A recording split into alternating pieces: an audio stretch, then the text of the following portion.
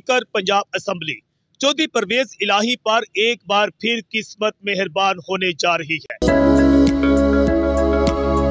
इजाज़त से मैं हूं आकाश न्याजी। गुजरात की सियासी शख्सियत साबिक वजीर आला पंजाब स्पीकर पंजाब असेंबली चौधरी परवेज इलाही पर एक बार फिर किस्मत मेहरबान होने जा रही है। इस सिलसिले में चौधरी परवेज इलाही को अगला वजीर आला पंजाब बनाने के लिए न सिर्फ पीपल्स पार्टी बल्कि मालूम हुआ है कि अब नून लीग भी तैयार हो चुकी है। खतरनाक सियासी खेल खेला जा रहा है। माह मार्च में कुछ ना कुछ होने वाला है। लगता है कि किसी वक्त भी तब्दीली सरकार वजीर आजम इमरान खान के खिलाफ अचानक जो है अदब एतमाद की जो करारदाद है वो पेश कर दी जाएगी और अचानक अगर ये करारदाद पास हो गई तो नया वजीर आजम भी सामने आएगा। नए वजीर आजम के लिए मुख्तलिफ नाम गर्दिश कर रहे हैं। ताहम पीपल्स पार्टी साबिक वजीर आला पंजाब मियां शहबाज शरीफ को अगला वजीर आजम बनाने पर मुतफिक है।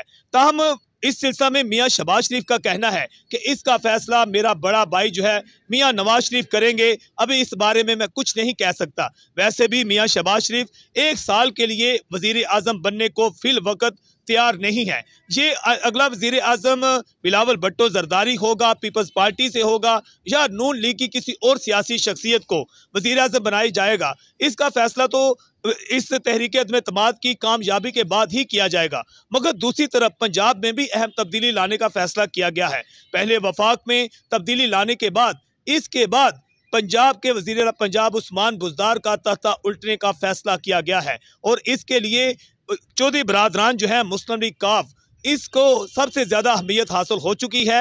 11 वोट जो हैं वो इस कदर अहमियत इख्तियार कर चुके हैं अरकान असम्बली कि उनके जरिए ही अगली किस्मत का फैसला होने जा रहा है। मालूम है कि चौधरी परवेज इलाही जो हैं वो वजारत आला के अगले उम्मीदवार होंगे और इस पर दीगर जमातें जो हैं वो भी मुतफिक हो चुकी हैं। वजीर आजम इमरान खान का तख्ता उलटने के लिए 172 अफराद चाहिए। 172 अफराद किसी वक्त भी इमरान खान का तख्ता जो है वो उलट सकते हैं। मगर दूसरी तरफ एक और खतरनाक खेल भी खेला जा सकता है कि वजीर आजम इमरान खान अचानक इन हालात से तंग आकर खुद भी वो असम्बलियां तोड़ सकते हैं।